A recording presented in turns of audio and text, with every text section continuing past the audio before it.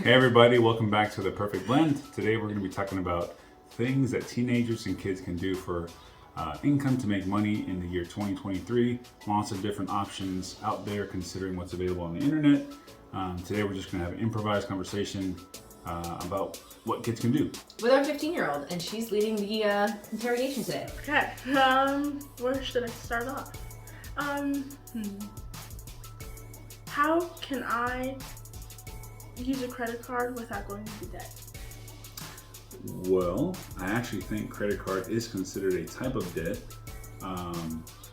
You can look at that type of debt as bad or good, but I think if you're responsible with your credit card, there are a lot of upsides to getting a credit card, using a 30-day window to pay that back, and then getting the credit card company to give you some benefits. So for example, if you give yourself a $300 limit every month and you use that, but you pay it off every 30 days, you'll actually get money back from the credit card companies just for doing that. Now, if you don't pay that money back to the credit card company, that's when people start to get in trouble, right? Because in the percentage of interest, which you have to pay that money back, right, is like 20+%, which is, it adds up very quickly, and they keep on tacking that interest onto the remaining balance month after month. That number can grow up to be thousands of dollars. So a lot of Americans actually struggle with credit card debt. I think if you're a teenager, you start doing research on what credit cards are suited for people with not a lot of income, and then what are some things, what are some certain credit cards are catered to, like traveling, or they get better cashback rewards. So there's a lot of different options, and this is something I came to find out recently. There's just like a million different cards out there for a million different type of people. So depending on what you want to use the rewards for, traveling or cashback, you just gotta do your research and find out which card works best for you. But I think to answer your question, definitely get a credit card. This is just my personal advice. This is consult with your tax accountant or whatever. But get a credit card that fits you, set a budget, and make sure that you can pay back that credit card on time every time. We actually have multiple credit cards, but we set that to auto pay, right? So that we never miss a payment. So I don't have to think about it. It just gets deducted from my checking account every month on the same day. So part of the reason we wanted to do this conversation is to learn where our children, their minds are around finances. What do they know? What do they retain? And then most importantly, how do they know to get information for themselves? So what are your fears around credit cards, or what are your thoughts? What made you ask that question? Well, a lot of people do go into credit card debt because their mindset is negative towards it, because they hear stories where people go into credit card debt.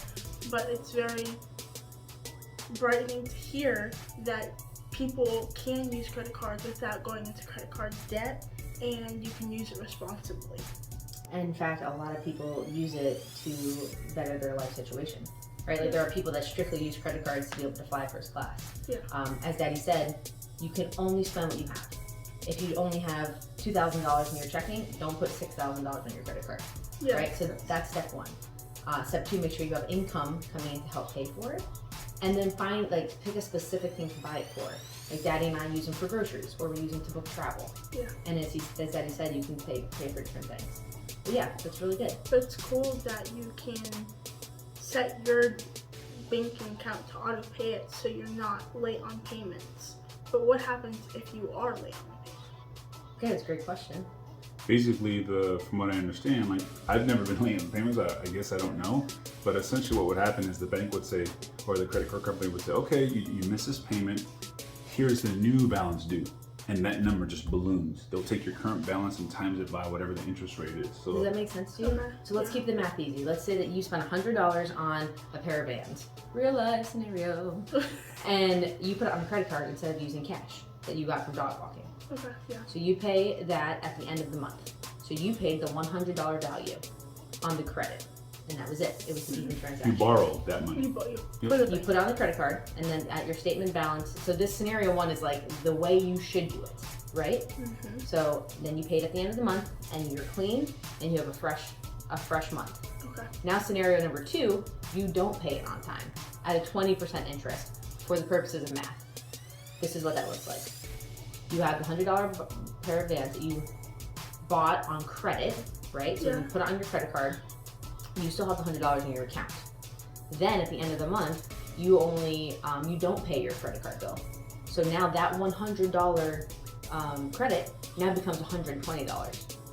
Okay. And then if you don't do it again, it becomes 120 times 20%. It's $134, and it keeps adding and adding. 100, whatever, 54 keeps adding interest. Okay. Now that's one item, one Vans, one.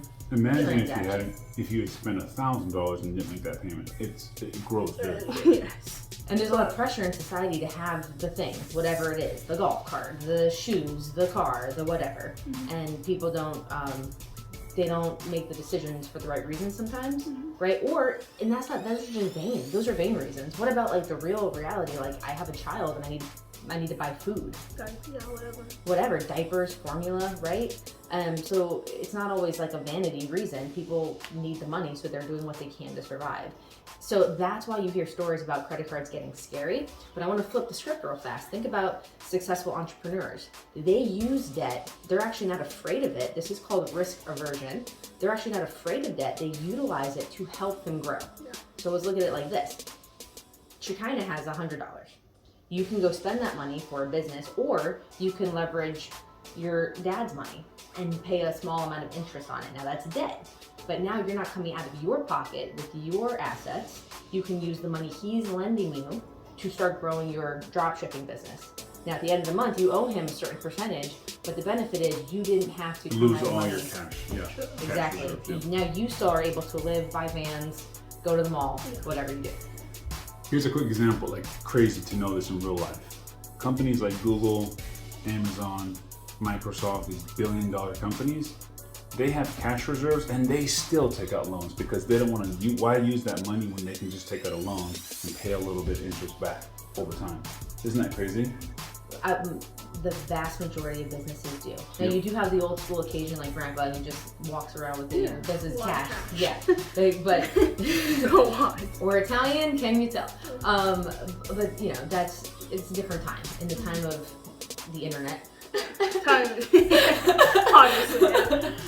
It's funny. That was a good question. You had another one you asked? Yes. How can I, when I'm moving out, how can I be financially smart with rent, taxes, and all that fun jazz of being an adult? Okay, well, first of all, that's awesome that you're 15 and you're even thinking about that. So I'm really proud of you. That's good.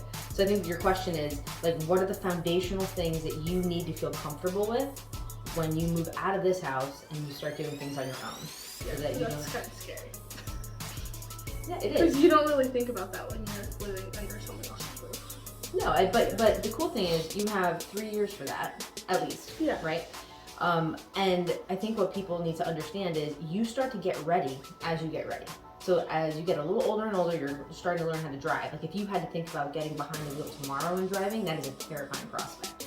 But just thinking about all I really need to learn how to do today is signal my blinker when I'm in the left. Little baby things, right? That'll help you feel more comfortable. But to answer your question, I think there are some fundamental things, and we'll let Daddy interject as well. But I think first of all, you have to understand basic budgeting, right? Inflow and outflow of cash. How is it coming in? What am I using it for? And how am I, that's the outflow. Some are wants and some are needs. So that's basic budgeting. The other thing, and I think Daddy's really good at this, is systems. I would say that I was not as good at this when I was in college, but using systems so that you don't, I think part of your trepidation or your fear is, how am I going to remember my taxes? How am I going to remember to do all these things? Well, you ask Siri for everything. So there's a series of things you can do now to set fundamentals in place so that you don't forget. Tools that you can use. Reminders. I was gonna say reminders, yeah. Exactly. And thank God for businesses, because typically around tax season, companies will start shooting you spam, right, and reminding you, hey, it's tax season, have you filed?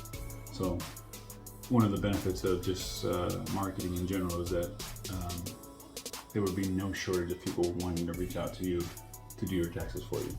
What are taxes? Like, oh, you don't know what taxes are? What do you think taxes are? You're 15. Like, that's okay. That's a real question. because I know you didn't want me to have this spreadsheet of like taxes. Is that because you have to return her money? Is that like Okay, returning taxes money. are this is the Sorry. watered down version of what taxes are, just for your information. When you make a certain amount of money, the government says you owe us a small percentage to help build roads, schools, hospitals, all that kind of stuff, whatever. Things that the government is responsible for fixing: roads, parks, right? Which then voters then vote on in election time, which is why people get really heated about elections. Yes, which is why people like get really upset or like happy when certain things pass under legislation, right? So long story short, the government makes you pay taxes to help fund those things. And depending on how much money you make, the government has a chart that says if you make this much money, you pay this percentage. Question. He's right. Kid's perspective. How do you think it works?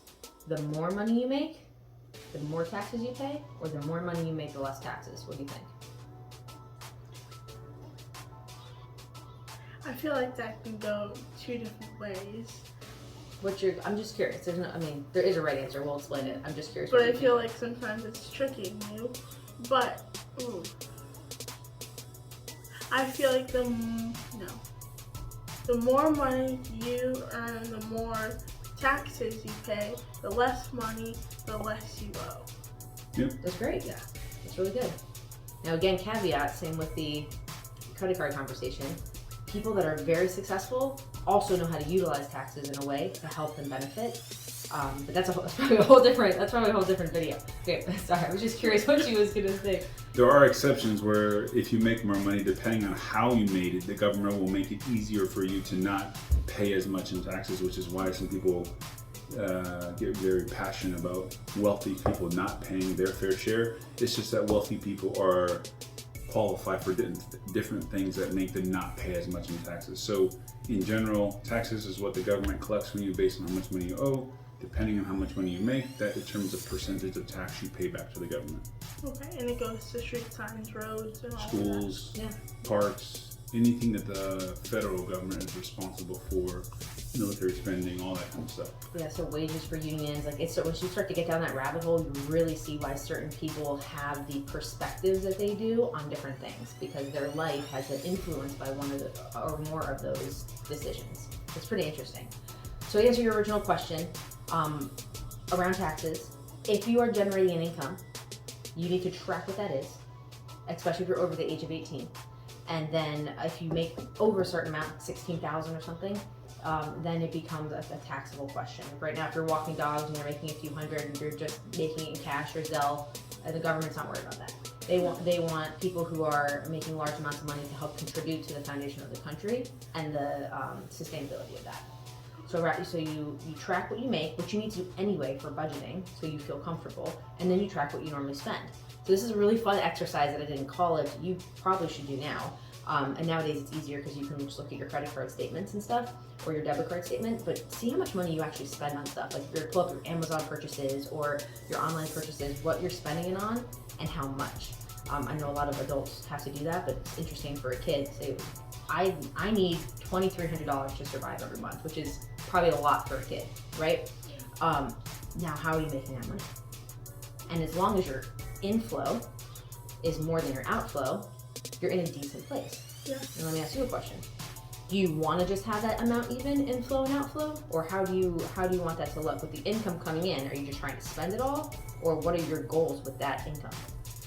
I think save, balance it out through the three categories: save, what's the other one? Invest, and then spend. Yeah. Nice. And that's going to be different depending on people's goals, but those are your goals. So, I think it's worth saying, when you say invest, you mean take that money and put it into something that can grow and make you more money. Yeah. Savings has an interest, but it's very nominal. It's basically just money that you're keeping aside, the electronic or the virtual shoebox, and then spending is play money to have fun with. Yeah. Right. Or when you're an adult and you have responsibilities, it's money just to survive. Yeah. Right, and upkeep a certain lifestyle. So those are the three things, and you have a budget in place, and then every month your credit card statements and those type of things, you have alerts so you can pay them on time or auto pay them, and then it becomes pretty easy. But again, you layer it. It's not like you turn 18 and then boom, if someone just slaps this book on your lap and you have all these things. We have conversations. You start to get comfortable little by little, and you're doing a very good job. And that way, by the time you're 18, you feel really good about it. Cool. So I want to get into the meat and potatoes of today's topic, which is Okay. ways for a teenager to make money in 2023. Many different ways. Let me just get this out of the way. We live in a first world country, for those of you who are living in America.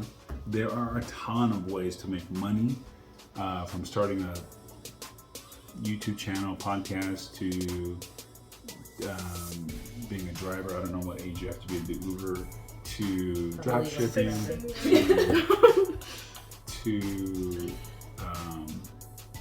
last night we watched a video on private labeling, drop shipping, right? Like just basically being a middleman, finding a product online very cheap, posting it on a website and then selling it, and then charging someone slightly more than what you found it for, and then you collect a middleman person fee, which is essentially what retail stores do, right? It's So called retail yeah. arbitrage. Yeah. So a lot of different ways you can make it. My general opinion is that, like, if you live in America, you have internet, you have a phone, and you're not sure what to do, there are a ton of options.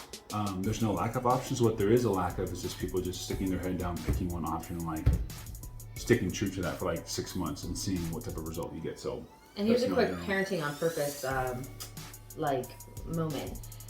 It's amazing when you're an adult and you're a parent and you're giving your child advice or listening, how quickly you're able to put your knowledge and then not necessarily knowingly your limitations on your child. So that's part of why we do this, and part of the fun challenge of being an adult is just because I understand 4 or 5 different ways of making money doesn't mean that that needs to be Shekinah's limitations. So we really try and have that open type of forum where she can understand the knowledge base that Monroe and I have, but then she's also able to tap into her cousins, aunties, uncles, people doing different things to help her own knowledge base. So I'll circle back to you, thinking about the different ways that you can make money, because some of them are traditional, they're not online, right? Yeah. I think it's worthwhile to go through a few of those, just kind of list them out, and then Daddy and I'll help organize them in a way to like classify, and then maybe we can add a few more ideas. Yeah. The more the classic ways are dog walking, baking cakes, babysitting, and then the more investment route is stocks, drop shipping, the CGC, the thing on TikTok where you promote a product, and then like affiliate marketing, right? Yeah. Okay. and then Yeah, you get like an affiliate link, yeah, and yep. you can do a YouTube channel like you mentioned. Yeah, those are the few that I. Yeah, no, these are great. And I think if you remember that book we read a long time ago, Rich Dad Poor Dad, there was like those quadrants. Yeah. So in a lot of the first examples you did, which is what still a lot of kids do because it's easy. It's a good start to things and getting 100%. money. And you need the cash to do other things, right? Yeah. Okay. But you're trading time for money, right? In that instance, I walk your dog, you pay me $40. We live in a nice neighborhood. I walk your dog, you pay me $20 or whatever that is. That's kind of the employment route, time for money. The second route, like you said, usually happens on the other end of the spectrum, is the investment route. Now that I have a little bit of money, which you did, I'm going to take that money and I'm going to put it into Bitcoin. I'm going to put it into crypto. I'm going to put it into a mutual fund, for those of you less risk averse. Those type of things. Yeah. Now that will grow at a small percentage every year. Your $1,000 may become $1,080 next year, That might drop. or it could drop. So that's not for sure money, Yeah. right? But if you have it, the stock market usually does climb around, Yeah. 7 to 8% at the, conservative route. Again, not always, Not always. It can fluctuate. but that's how wealth people make money. They set aside money for that. So those are the two of the routes. Now, the other two involve like small business, which I actually would consider your dog walking as like a small business. Say you employed 4 of your friends and they all started walking dogs and you got a little bit of a cut of what they did. So now you're making money from trading your time, but you have a little bit of a system in place. But you're still trading time for money, right? Yeah. And then the other portion is more of an entrepreneurial systems route, where you put a system in place to start making money for you. Now, all the kids are into drop shipping right now. My nieces and nephews, Shekinah, everyone's learning how to drop ship. Thinking about how drop shipping works is drop shipping something that's passive, where you can set it up and it can start making money for you over time? Or is it a little bit more ongoing, where you have to continue to put in effort? Continue to put in effort, because once the product is out of the, like, not selling anymore, then you have to create a new product. You have to set a plan aside when you're starting dropshipping. Does that make sense? Yeah, because there's like trends. Yeah, trends. Yeah, I see what you're saying. Whatever. So that's true, and I don't want everyone to be disillusioned. Any type of work is gonna require effort, but people get taken aback by the amount of work it takes to start something, instead of looking at what they're gonna gain out of it and who they're gonna become and grow into by doing it. Yeah. That's why I'm excited for you to dropship. I understand that it's not a end, it's a means to becoming someone who understands how to make money online at a young age. And I'm all about that girl. That girl's kicking butt. Yeah. So it's a means to an end. You gotta learn. You're 15, you're gonna be doing something for a long time anyway. You might as well enjoy it. Exactly. So these are some ways of making money in 2023 if you're a kid. I have a few others, but I want to give you a chance if you had any. I'm all out of ideas. Are you? Yeah, pretty generic. Okay. A lot of it's internet based and being a middleman, Yeah, there's a lot of simplifying stuff the online.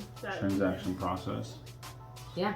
And I mean, there are a bunch of people on YouTube channels too that are exclusively talk about this, but there's a lot of things you could do in the route of being trading time for money, which is where a lot of people are starting. You could be a transcriber, where you get people's phone calls, like executives, and you transcribe them for them if you have a good, like, Guam. Still people use that, average words per minute. That's really such an archaic term. And then you can make money by doing that. You can also take a bunch of surveys, make money doing those type of things. You could listen to people. Go on Fiverr.com. You get paid to just listen to people. Seriously? I don't think you need a license to be a therapist, but there are people out there willing to listen. You could do voiceovers, right? If you have any type of artistic ability, not only Fiverr and like 99 Designs, those type of things, but there's also the ETF world. You could put your art piece and make an ETF, and then people actually, trade Bitcoin or some cryptocurrency for that. You could do what Gary Vaynerchuk does and go to garage sales and grab stuff for cheap and turn around and sell it back online. Right, I don't know the official term It's for called that. arbitrage. You can do it on Amazon. Yeah, he does it in person. He just goes to his local garage sales and finds a collectible toy just hiding in a tub, and then buys it for 50 cents, and then goes online and it's like worth $100. Right, so do that a couple times a week, and for most kids, that's a lot of money.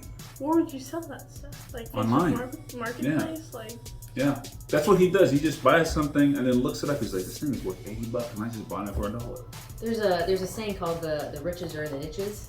Do you know what a niche or a niche is? Like the crannies of it, like the Yeah, I know what crannies. A very specific, specialized thing. Yeah. So when you think about people, men, it's a very large population. Men living in Wellington, Florida, with golden doodle pants, very small niche. Right? What about Waxahachie? Is that something small? Like yeah, so a niche can be something specific. It can be a location. It can be a socioeconomic status. It can be any delineation of anything.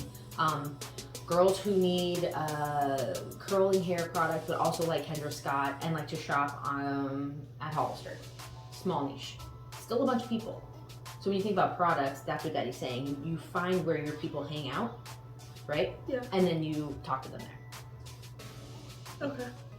So these are all good things. So why don't you wrap us up by telling us a little bit about what you hope to gain out of dropshipping, what you want to learn? That's a good question. Starting my own business from the ground up, and how to advertise my product online on social media platforms, and yeah. How to make something grow from the ground up. Most importantly, yeah. Online. Because you're 15, you've already had a cake business, and you still have a dog walking business that you do very well at, right? So I think by the age of 15, I think you've mastered that portion very well, trading time for money. So now you want to do something a little bit more passive. Now, even though dropshipping does take time and you're going to have to continuously work, it is going to be semi-passive while the trends last, because you can be out at the movies with your girlfriends and you're going to get sales. Yeah, which is amazing for a 15-year-old, and a lot of 15-year-olds can do this. If you have a cell phone and your parents help you set up a Shopify account or some type of website where people can buy it, absolutely. So you want to gain, those are great things. Now, I have one final question. I think it's important.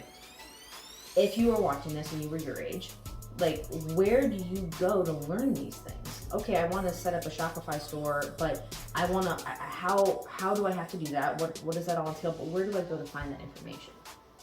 Where do you go to find that information? YouTube or either TikTok or any social media platform, really. And what are you doing? You're finding people My age or around my age that do this, or even grown adults that are doing this right now.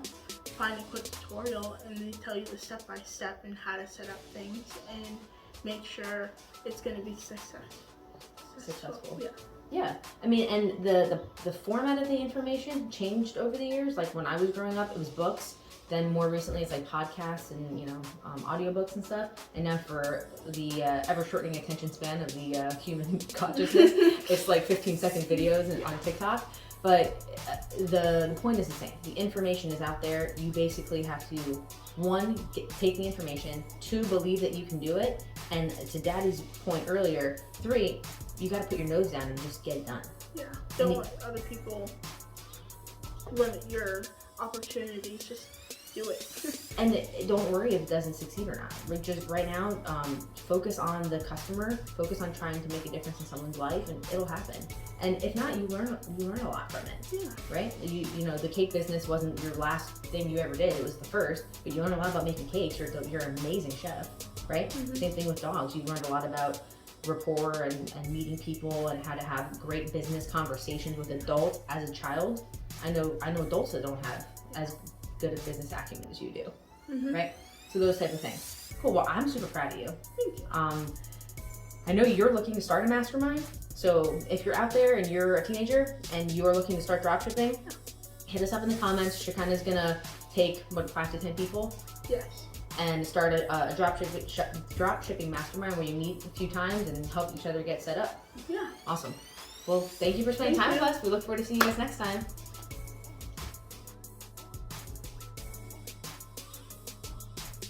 Keep your face normal and start talking something. That way you're not starting this thing. I think you're gonna be happier with that. I just saw them in the thing. They're just like chilling up there. Awesome sauce.